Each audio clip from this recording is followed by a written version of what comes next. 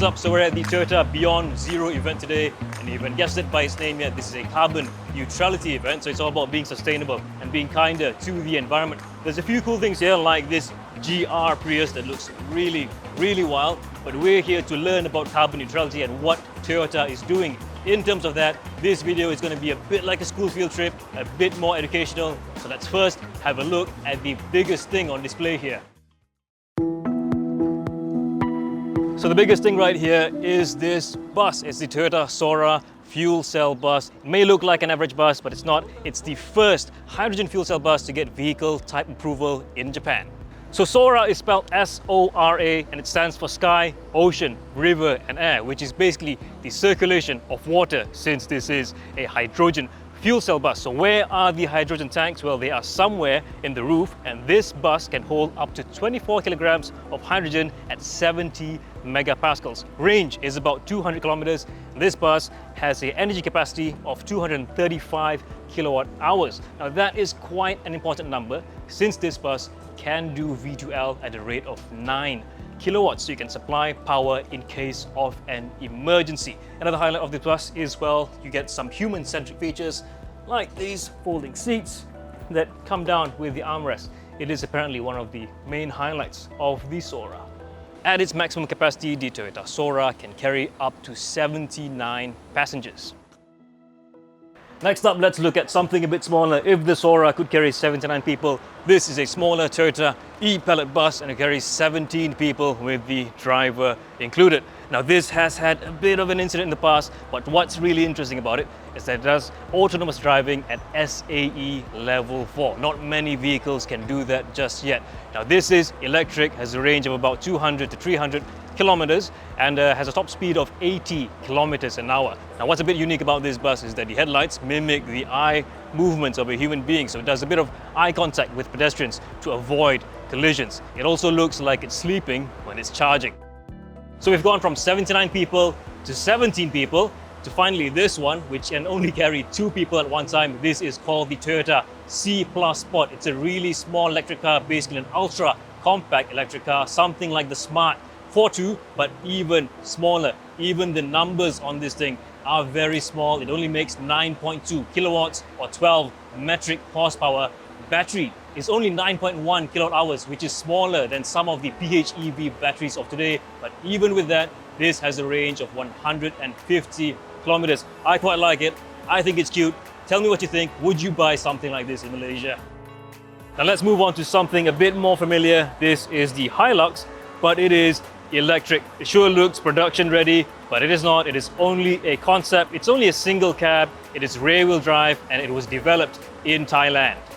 The electric motor is mounted at the back, and this has pushed the leaf springs a bit further down, so ground clearance on this thing isn't that great. Some say that it shares the same powertrain as the two-wheel drive BZ4X, and range is reportedly 200 kilometers. So low ground clearance and not so much range. This is definitely a last mile delivery truck. Not something for off-roading, not something for great adventures.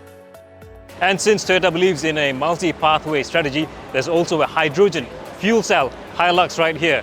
You may have seen the news, there's a Hilux fuel cell that is developed by Toyota Motor UK, but this one is developed in Thailand. So this one's a double cab, has a range of about 600 kilometers and stores about 7.2 kilograms of hydrogen at 70 megapascals. So what's a bit weird, just like the BEV Hilux, if you look at the leaf springs at the back, they've been pushed a bit further down to give some space for the rear electric motors. I believe the tanks are sitting in between the 4 wheels on the leather frame.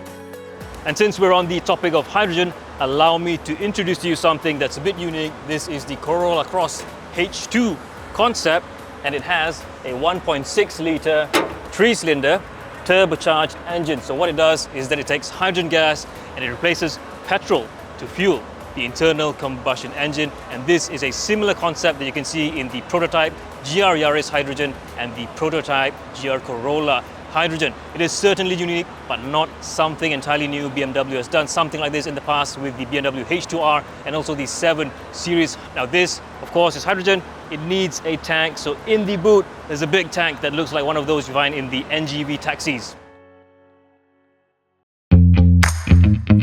What else do we have here? Well, we have a bunch of hybrid cars, some that you've seen running around in Malaysia. So there's the Innova ZX Hybrid, and there's also the Corolla Cross Hybrid right here. What you may have not seen in Malaysia, well, there's the Camry Hybrid, there's the Alphard Hybrid, there's also a Velfire Hybrid.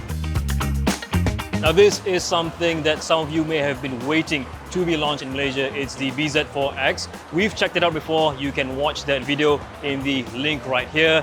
And based on the same underpinnings as that is the Lexus RZ. So this is a premium version of the BZ4X. It's all-wheel drive, has a range of about 440 kilometers. The tech is nothing to shout about so much, but still, it's a decent luxury EV SUV, isn't it?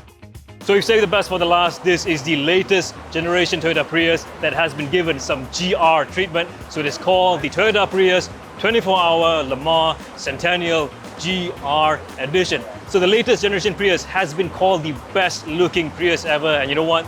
This whole GR treatment just makes it look a lot better. Unfortunately, that GR treatment is only cosmetic. There are some carbon fiber parts, but the powertrain remains the same. This is still a 2-liter PHEV all-wheel drive Prius, 222 horsepower and 0 to 100 in 6.7 seconds. I really like it. I think it looks really good. Toyota Malaysia, please bring the Prius into our country.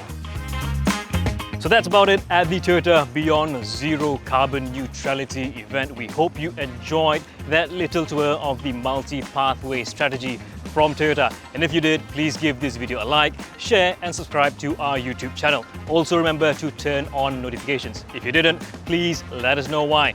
Thank you for watching. We'll see you in the next one.